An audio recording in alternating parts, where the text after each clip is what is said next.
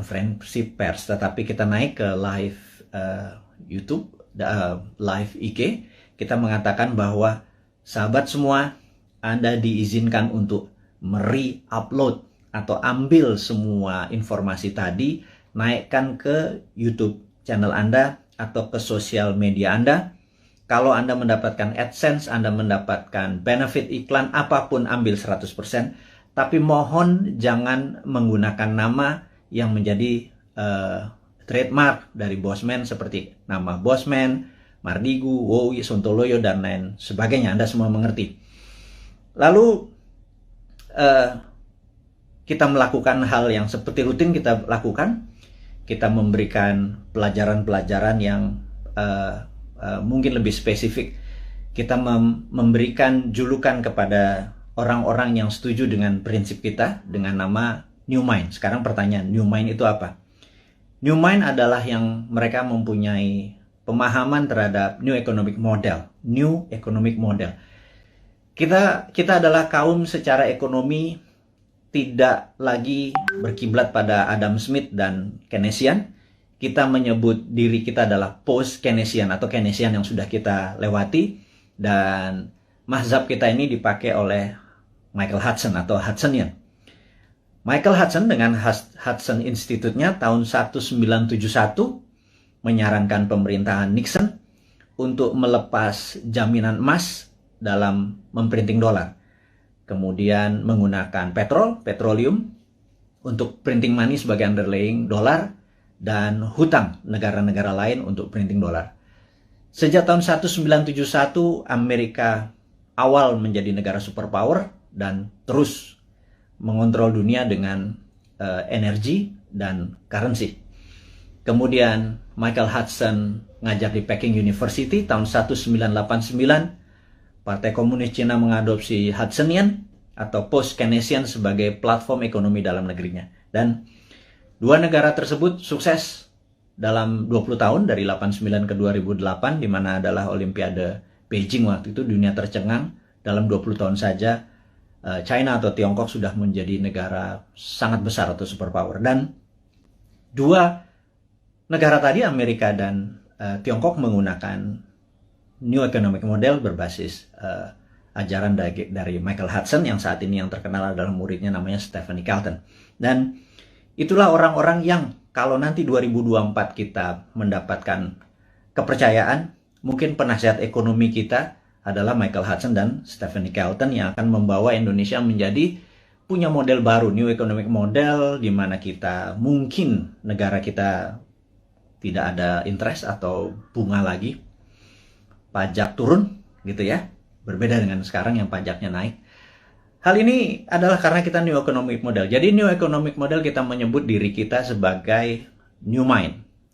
Kemudian New Mind memahami apa yang namanya geopolitik.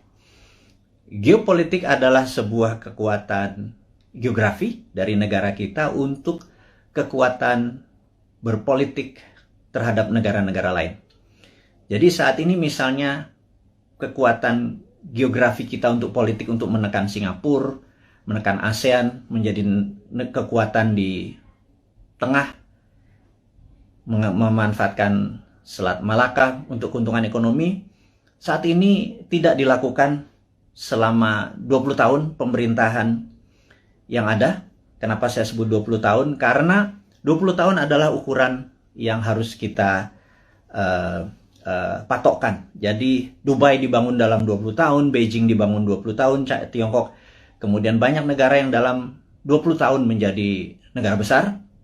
Jadi kita tanya sekali lagi, Ibu Mega, alhamdulillah Anda sudah 3 tahun menjabat sebagai presiden ke-5, kemudian Pak SBY selama 10 tahun, terima kasih Anda sudah 10 tahun membawa negara ini. Kemudian terakhir adalah saat ini Pak Jokowi dengan 7 tahun, jadi total sudah 20 tahun. Pertanyaan dari kaum New Mind kepada Anda semua yang kami menganggap tidak berbeda haluan ekonominya, kita bicara ekonomi dulu ya, adalah tidak berhasil membawa Indonesia untuk menjadi negara superpower. Dan kemudian tahun 2024 ada 3 informasi yang kita bisa share. Nomor satu adalah ada isu bahwa akan diperpanjang 3 masa jabatan. Jadi incumbent bisa men-challenge lagi dirinya. Dan di sini saya ragu apakah nanti tahun 2024 Anda menang juga gitu ya. Tapi nggak apa-apa, itu adalah fair fight. Jadi kalau kita nih kaum New Mind mendadak nanti challenge-nya dengan incumbent, mungkin menarik karena kita menang atau kalah pun dari yang the best gitu ya. Kemudian ada isu kedua yaitu tidak 3 kali masa jabatan tetapi ditambah 3 tahun. Seperti halnya waktu itu FDR, Franklin Delano Roosevelt, karena Perang Dunia Kedua terjadi di Amerika, dia harus memperpanjang jadi 4 kali. Jadi satu-satunya presiden yang 4 kali masa jabatan dikarenakan di-extend jabatannya. Jadi minta di-extend 3 tahun karena mungkin tahun 2020, 2021, 2022 masa pandemi ini tidak perform, jadi minta jabatan 3 tahun. Dan baik itu jabatan 3 tahun ditambah, walaupun nanti 5 tahun lagi, 5 tahun lagi, atau 3 kali masa jabatan, itu keduanya harus MPR putuskan dan DPR. Jadi saya yakin Anda bisa lakukan karena DPR saat ini sudah Anda kuasai, ditambah PAN bergabung, jadi udah 82% suara Anda. Pasti Anda bisa ubah ini semua semau-mau dan sependapat Anda. Nggak apa-apa, itu free fight, itu pasar bebas, itu adalah demokrasi, kita nggak perlu marah. Selama ini adalah kemufakatan dari beberapa pejabat di atas sana. Jadi selama kita bisa bertanding nanti di 2024, ya kita nggak apa-apa juga. Mau itu 3 kali masa jabatan, tapi ya kalau diperpanjang 3 tahun itu berbeda gitu ya. Kita akan bertemu di 2027 gitu ya. Nah, dengan masuknya PAN, kayaknya konstelasi politik bergeser. Apakah PAN masuk kabinet seperti informasi yang kita ketahui? Apakah Pak Zul masuk atau Mas Trisno Bahir masuk? Mungkin Menko Kesra, saya nggak tahu. Saya cuman mengira-ngira aja. Kemudian Pak Hadi, Panglima kita yang mendekati masa pensiun, apakah dia masuk kabinet? Atau penggantinya di Panglima bisa Pak Andika dari darat. Kalau ini merasa darat lagi, mungkin Angkatan Laut yang masuk, dan Pak Andika bisa juga digeser ke BIN. Apapun itu, tujuannya saya tahu bagaimana, atau kita tahu bagaimana membuat negara Indonesia ini berdaulat. Saya tidak menentang, atau kami New Mind tidak menentang.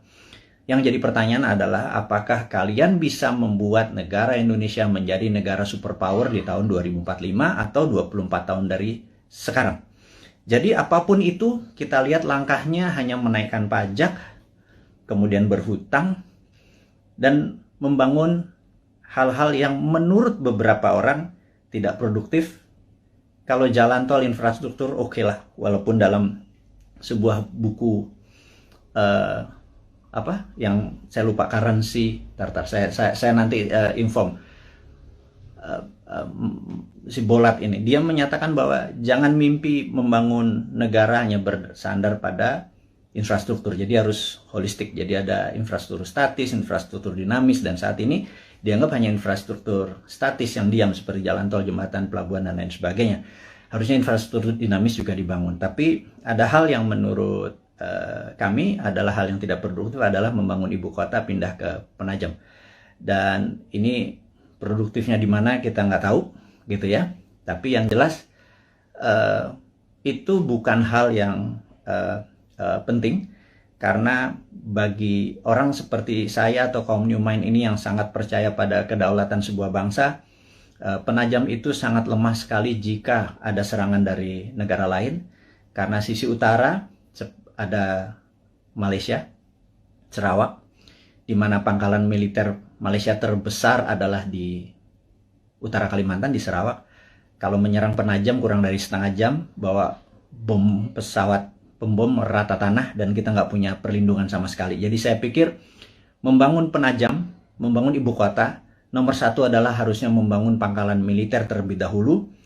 Pangkalan angkatan lautnya digeser dulu, pangkalan angkatan udara digeser dulu, kemudian darat dan kepolisian harus dipersiapkan dulu, infrastruktur harus disiapkan dulu, baru ibu kotanya. Jangan dibangun gedungnya dulu. Begitu saya jadi presiden nanti tinggal dibom sama Malaysia, kan gerah kita. Jadi saya rasa sudahlah. Jangan nanti jadi hambalang. penajam itu lupakan. Ini saran dari New Mind. Wahai yang terhormat, kepala negara, jangan dilanjutkan. Kita mengutamakan adalah masalah pandemi dulu gitu ya. Nah, kita masuk ke topik berikutnya adalah, masih topik yang pertama adalah, yang jelas YouTube channel kita kemudian diserang lagi berkali-kali sampai kita bingung. Maksudnya bingung nih gini. Kita kan punya channel di Santara dengan tagline UKM menang, kemudian Dinaran Official dengan tagline Rupiah menang. Kalau Bosman Mardigu tagline-nya adalah Indonesia menang. Jadi kita memasang cerita, karena selama di takedown tidak boleh upload, kita menaruh informasi di Dinaran Official dan di Santara. Kemudian begitu kita boleh lagi memasang, kita memindahkan informasi di Dinaran tersebut official ke Bosman Mardigu, dan itu di takedown juga. Itu kita heran, berarti memang YouTube kita memang ditarget gitu ya, sampai kita kebingungan. Karena apalagi yang ditarget, karena benar-benar kata-kata yang kita taruh, bahkan jualan emas, jualan dinaran, akan mempromosikan emas sebagai alat bayar atau bukan, sebagai alat tukar. Itu pun di take down. Jadi kita pikir kita akhirnya diserang lagi. Kali ini menarik, katanya kita melanggar konsensus WHO. Kita ngecek langsung video mana yang melanggar konsensus WHO. Ternyata di salah satu video, nggak di salah satu, ada 5 video kita tentang BPOM dan vaksin dan COVID. Di situ kita terang-terangan mengatakan kita mendukung vaksinasi, tetapi kita lebih mendukung terapi imunitas. Alias, mereka dites titernya dulu, dimana kalau titernya 150 ke atas atau 200 ke atas, tidak usah vaksin karena antibodinya tinggi. Jangan semua orang dihajar titernya rendah atau tinggi, dihajar semua pakai vaksin, sehingga terjadi pemborosan. Dan menurut kita ini, ada 400 juta vaksin udah dibeli, jangan-jangan dengan 50 juta kalau kita selected mereka yang titernya di bawah 150 antibodinya itu yang divaksin, maka jangan-jangan 80% penduduk kita yang di kampung-kampung sana yang hanya makan tiwul, hanya makan jagung rebus, terus ngopi, terus ngakak-ngakak tuh titernya pada tinggi semua karena bahagia semua. Sementara yang bermasalah nyara orang di kota dan pejabat-pejabat, terutama politikus yang titernya rendah walaupun makannya enak. Mungkin karena duitnya nggak halal kali ya. Mereka-mereka yang dikasih vaksin gitu. Nah, ternyata kita mempromosikan imunoterapi atau terapi imunitas itu dianggap melanggar konsensus WHO. Dan kita di take down lagi. Jadi kita mulai mempelajari apa sih konsensus WHO. Ternyata konsensus WHO itu adalah vaksin itu suggested, atau dalam bahasa Indonesianya, vaksin itu disarankan. Sementara kayaknya ya, pemerintah kita kayaknya, sekali lagi ya, mohon maaf nih, kayaknya, kalau Anda marah, Anda geeran, atau Anda baperan. Kalau baperan jangan jadi pejabat ya. Jadi kayaknya di Indonesia vaksin itu mandatori, diwajibkan. Sementara WHO hanya suggested atau menyarankan. Jadi di sini kita ada sedikit pertanyaan. Kita tidak melanggar konsensus WHO, tapi mungkin melanggar mandatori atau perintah dari pemerintah saat ini. Sekali lagi, kita bukannya tidak mendukung, tapi kita punya preference. Karena sahabat saya, seorang profesor yang saat ini mengajar di Cornell University, beberapa minggu yang lalu, mungkin beberapa hari yang lalu, 3 minggu yang lalu, mengatakan, kalau vaksin adalah sebagai single bullet proof untuk menang melawan COVID, itu halu. Jadi dianggap delusion.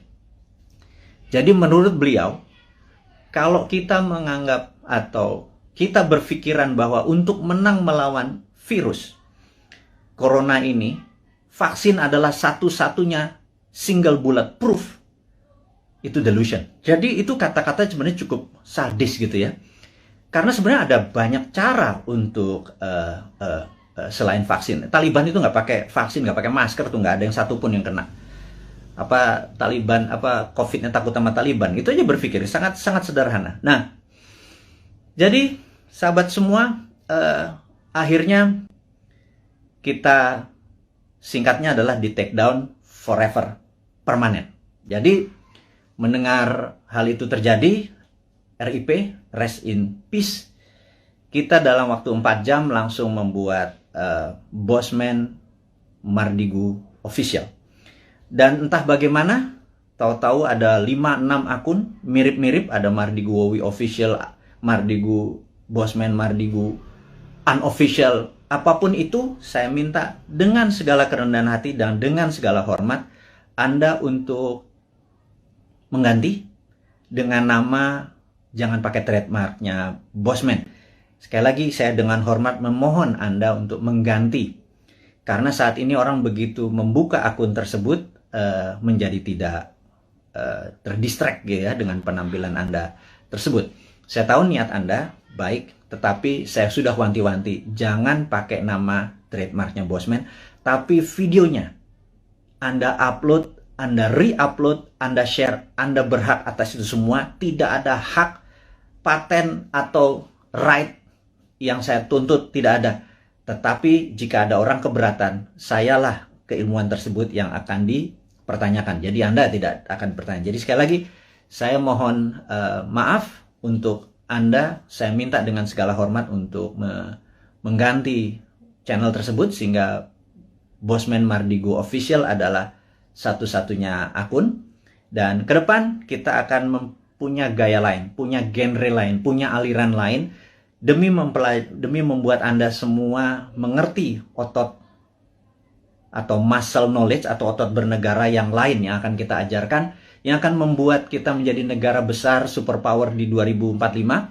Dan di sini Anda akan selalu mendengarkan kata-kata berulang, yaitu New Mind 1. Nomor 2 adalah 024, di mana kita target 024 adalah New Mind sudah mendapat mandat. Itu bukan berarti Bosman atau seorang Mardigu menjadi presiden, tapi kita berharap dalam 3 tahun ke depan, ya, kemarin kita udah punya 171 juta viewer. Kalau satu orang menonton 10 video Bosman, maka ada 17 juta sahabat Indonesia yang sudah menonton video Bosman.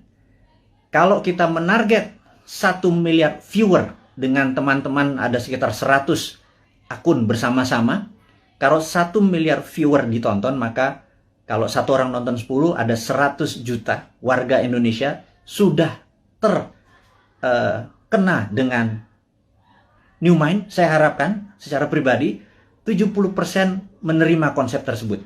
Kalau 70% menerima konsep tersebut, ada sekitar 70 jutaan orang. Itu sudah hampir 50% dari mata pilih di 2024. Dan inilah yang menentukan course atau Indonesia mau kemana nantinya. Maksudnya begini, sahabat semua, sahabat muda, saya mengkhususkan Anda yang berjiwa muda dan masih muda, yang saat ini umurnya 40 tahun paling tua atau 40 tahun ke bawah. 3 tahun lagi paling tua adalah 43, 45 mungkin ya. Dan Anda yang berusia 45 tahun ke bawah, di tahun 2024 Anda adalah merupakan 71% mata pilih. Sebenarnya Anda lah yang menentukan negara Indonesia ini mau kemana. Masih bergantung pada IMF? Monggo. Masih berhutang? Monggo. Pilih aja siapa-siapa yang kira-kira mirip-mirip dengan genre-genre atau aliran 3 presiden terakhir. Pak Bu Mega, Pak SBY, dan Pak Jokowi gitu ya. Atau Pak Jokowi itu sendiri. Jadi, kalau Anda masih mau miring ke Tiongkok, pilihlah yang kita sebut para old mind. Jadi, kalau nanti di 2024 Anda masih memilih old mind, ya nggak apa-apa juga gitu ya. Ya sudah, saya secara pribadi tidak kalah, tidak menang. Tapi saya akan bilang ke anak cucu kita atau kita semua ya saat ini, yang hampir 7.000 sahabat yang saat ini bersama-sama menonton live IG-nya Bosman ini.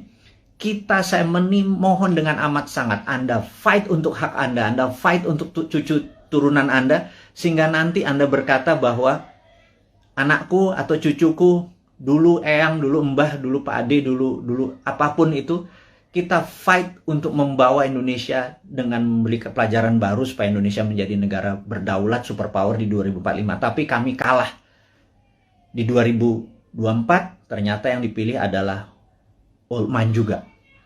It worth a fight. Jadi kita bisa punya cerita bahwa been there done that, ya gue kalah gitu ya.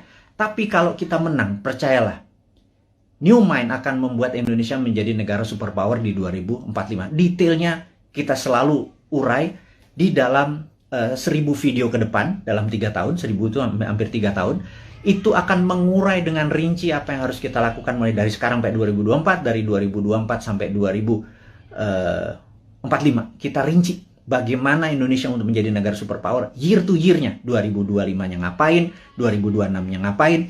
Saya tidak yakin bahwa satu orang pun yang saat ini mencalonkan atau ingin menari menjadi presiden atau menjadi wakil presiden di 2024 punya konsep untuk membuat Indonesia menjadi negara superpower. Saya ragukan itu. Karena yang mereka lakukan adalah populerisme. Ingin menjadi populer, dengan populer mereka diharapkan mengambil hati rakyat, terus mereka memilih. Yakin kita nanti begitu dia jadi, dia bingung mau diapain negara ini gitu ya. Beda dengan New Mind. New Mind tidak ingin menari untuk menjadi presiden, tetapi konsepnya yang akan kita bawa agar siapapun yang nanti menari di 2024 membawa konsep ini yang akan membawa Indonesia menjadi negara superpower di tahun 2045. Itu 24 tahun dari sekarang. Jadi kita harus bersiap-siap menuju ke tahun 2045, dan kalau kita mundur 2029 atau 2034 telat kita ya, sekali lagi. Nah, sahabat semua, jadi saya rangkum sesi pertama, yaitu mengingatkan untuk Anda mensubscribe Bosman Mardigu Official, dan tolong sebar dan viralkan. Kemudian isinya mau di re-upload di YouTube channel Anda atas nama Anda pribadi, monggo. Karena kita akan fight dalam jangka panjang. Dan jangan lupa Anda harus mempromosikan Anda punya YouTube, IG tadi, dan lain sebagainya. Karena jangan Anda menunggu bola, Anda hanya menggunakan video Bosman, harus terus mengharapkan orang nonton, kemudian mengharapkan AdSense. Nggak bisa begitu. Anda harus berkeringat untuk apapun yang Anda dapat.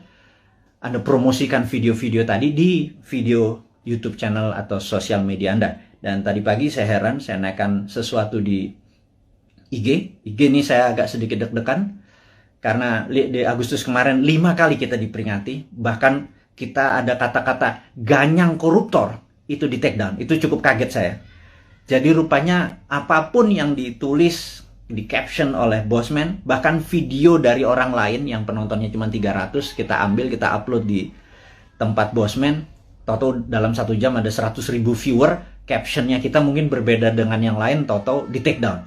Jadi tadi pagi di take down lagi, cukup kaget saya.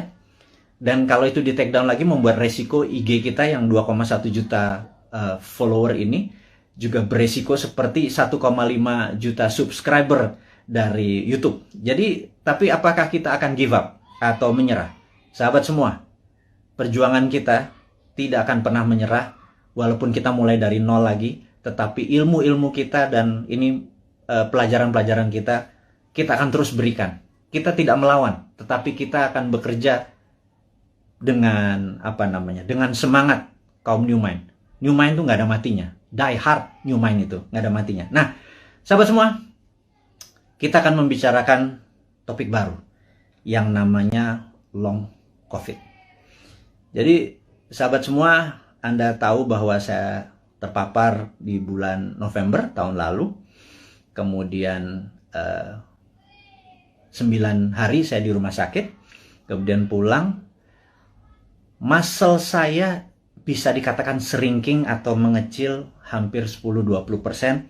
Sehingga sejak bulan Januari saya ada personal trainer hanya untuk membuat muscle saya bergerak. Jadi Anda akan lihat ini saya agak kurus, muka saya agak tirus dan lain sebagainya. Karena muscle saya hilang, asam amino saya seakan-akan dimakan oleh COVID tadi. Dan di sini ada hal yang baru, ternyata saya mengalami apa yang namanya long COVID. Dan alhamdulillah saat ini sedang mengalami terapi dengan stem cell dan growth factor. Ini yang saya akan menceritakan sedikit. Apa itu long COVID? Gitu ya. Jadi sahabat semua, kalau ada pencuri masuk ke sebuah rumah, pencuri itu ingin mencari emas, uang, ATM, kunci mobil, dia bongkar lemari, dia bongkar kulkas, dia bolak-balik sofa, dia apapun di dalam rumah itu berantakan. Dan ketika keluar dari rumah tersebut, ada polisi yang menembak mati. Matilah pencuri tersebut. Tetapi rumah yang tadi dia masuki sudah berantakan. Itu dikatakan badai sitokin. Dan badai sitokin ini memakan waktu untuk penyembuhannya. Karena itu, efek ini disebut atau dinamakan long COVID. Sayangnya ini belum dipromosikan dengan detail dan banyak tentang long COVID. Maka dengan segala kerendahan hati, Bosman adalah orang yang awal-awal menceritakan tentang long COVID. Jadi ada yang efeknya setelah 3-4 bulan, mereka mendapatkan rambutnya rontok. Atau lelo, agak lupa terus lemot otaknya. Ini kok gue ke lantai 2 mau ngapain ya gitu ya. Kemudian ada yang gulanya yang biasanya normal 100 toto menjadi 300. Atau asam uratnya naik. Atau setiap malam berdebar-debar gitu ya. Sahabat semua, ada 4 juta saudara kita terpapar COVID dan menjadi penyintas. Sudah sembuh. Dari COVID-nya. 50% katakanlah yang 2 juta itu menjadi normal kembali. Tetapi yang 2 juta ini saat ini mengalami efek long COVID mulai dari yang kecil sampai yang severe atau yang parah. Dan sebagaimana kita ketahui bahwa 90% korban meninggal karena COVID, COVID-nya sudah negatif. Alias kena badai sitokin atau organ-organ tubuhnya terkena pengaruhnya tadi. Jadi sahabat semua, bagaimana solusi long COVID ini gitu ya. Saya akhirnya sangat serius mendalami ini. Saya bergabung dengan beberapa dokter yang saya anggap mereka adalah pejuang-pejuang kesehatan. Kami memfokuskan dengan stem cell dan growth factor. Dan alhamdulillah siapapun yang terkena COVID, kami injeksi, kami tidak minta bayaran. Siapapun yang terkena long COVID, kami injeksi, tidak meminta bayaran. Dan saat ini Anda bisa cek di YouTube channel yang nanti akan kita sebarkan dan di IG. Siapapun yang terkena ingin menggunakan stem cell dan growth factor, dan ini cukup mahal. Satu injeksi itu 1 juta rupiah, saya nggak peduli. Kita sudah hampir 3.000 orang kita lakukan dan alhamdulillah sudah hasilnya sangat positif dengan tingkat kesuksesan 98%. Ini akan kita promosikan besar-besaran sebentar lagi. Tentunya setelah kita masih terbatas, tapi ini adalah penyelidikan yang sudah 5 tahun berjalan. Kita gaspol, intinya adalah kita ingin berkontribusi, kita harapkan 1 juta orang. Entah itu yang terpapar atau kena long COVID, kita kasih free. Ini proyek agak utopia, agak gila sedikit. Tapi itulah New Mind. Tidak minta sumbangan pemerintah, tidak minta sumbangan apapun, tetapi kalau Anda kami tolong, dan rambut Anda yang rontok tahu-tahu tumbuh kembali setelah beberapa kali diinjeksi, kami mohon dengan hormat. Anda gratis. Tapi kalau Anda mau berkontribusi untuk menolong sesamanya, terserah. Mulai dari 0 sampai tak terhingga, Anda lakukan pembayaran atau tidak sama sekali, kita nggak peduli. Kita punya cara lain. Jadi intinya adalah stem cell dan growth factor ini akan menjadi senjata kita untuk menolong teman-teman yang long COVID. Saya tahu di antara 6.000 saat ini hampir 7.000 ada mereka yang jadi yang saat ini gue deg-degan kalau malam itu jangan-jangan long COVID karena gue udah penyintas COVID. Ini yang membuat gula gue naik, ini membuat dimmer gue naik dan lain sebagainya. Yuk kita diskusi lebih detail lagi tentang hal ini. Anda boleh DM atau nanti komen di IG kita atau di YouTube channel kita. Karena kita akan merinci sekali lagi. Jadi ini berbeda sekarang YouTube-nya dengan YouTube yang dulu. Kita akan lebih banyak kontribusi-kontribusi ini. Tapi bukan hadiah-hadiah, tetapi benar-benar ingin penyembuhan masalah COVID dan long COVID ini. Ini sedikit kontribusi dari kaum New Mind. Dan bagi mereka yang sehat, supaya tidak terpapar, kita adalah orang yang ingin imunitas kita tinggi. Kita ada immodulator. Ini juga free. Kita akan kasih semua orang. Ini berbahan baku juga ada stem cell dalam tanda petik yang kita keringkan dicampur dengan herbal. Ini juga gratis. Kalau Anda minta immodulator, kita kirim dimanapun, tapi ongkos kirimnya Anda tanggung. Kalau itu di luar Jakarta, kalau di Jakarta ambil sendiri. Nanti tempat-tempatnya kita kasih tahu, ada yang di Citos, ada yang di Senayan dan lain sebagainya. Itu detailnya. Immodulator ditargetkan adalah mereka yang ingin titernya atau antibodinya tinggi, atau mereka yang dalam proses penyembuhan setelah recover dari COVID. Sekali lagi, kita akan menyiapkan immodulator. Namun kalau long COVID tadi yang stem cell dengan growth factor, kita injeksi ke muscle atau daerah bokong gitu ya, akan kita masukkan. Oke, itu adalah informasi kedua, sahabat semua. Yang ketiga adalah sahabat saya, seorang profesor filosofi, guru besar universitas cukup terbesar di Jawa Tengah, tadi pagi menyatakan, Mas Mardigu, sampean ini memang gila katanya. Anda benar-benar mendeklar diri Anda sebagai Westphalian. Saya begitu dikatakan saya sebagai Westphalian ini saya tertawa. Karena bagi orang seperti saya, no need an explanation tentang apa itu Westphalian. Jadi, tapi saya yakin teman-teman yang masih muda di bawah 40 tahun, mungkin yang memahami Westphalian ini cuman 5-10%. Ya udah, saya review apa. What the hell is Westphalian gitu ya. Jadi Westphalian ini adalah orang-orang yang mendukung. Ini adalah di abad 17, tepatnya mungkin tahun 1648. Ada Westphalian, sebuah kota yang sekarang di wilayah Jerman, Westphalia. Itu mengadakan treaty, perjanjian antara kaum monarki dengan nasionalis. Jadi disitulah masa keemasan awal kaum nasionalis yang nanti melahirkan demokrasi, dan masa suram dari kerajaan atau monarki. Dan sejak saat itu negara-negara Eropa perlahan-lahan monarkinya makin turun dan berakhir di Perang Dunia Pertama. Negara-negara menjadi nasionalis atau disebut nation state. Nation adalah negara, state adalah bangsa. Jadi negara bangsa adalah pemahaman Westphalian. Kemudian di Perang Dunia Pertama, Westphalian menguasai 80% dunia, monarkinya nggak sampai 20%. Kemudian di 1945, Perang Dunia Kedua, ada 100 negara lahir dan semua adalah Westphalian, sehingga monarki menjadi mengecil. Tapi orang-orang monark ini melakukan memutasi. Mereka menjadi raja-raja seperti Rothschild, Oppenheimer, dan lain sebagainya. Ada 13 raja-raja, keluarga raja-raja, dalam tanda petik, bukan raja beneran, tapi raja ekonomi. Nah, mereka inilah yang mulai menggarap dunia tahun 50-an, 60-an, 70-an terus. Dan mereka yang kita sebut sekarang dengan nama globalis. Jadi globalis ini anti-nation, anti-negara, anti-bangsa. Globalis hanya peduli pada NIK, nomor induk kependudukan. Mereka hanya peduli pada numbers dan sertifikasi. Jadi, saya tidak menentang vaksin, saya menentang sertifikasi. Jadi ini jelas ya posisi saya ya. Saya anti sertifikasi, saya anti dimonitor, saya anti diikuti, dibedah. Kita kemana aja, masuk ke mall, keluar mall, masuk ke sini, kita dibedah, kita diikuti, dan ada nomor serinya.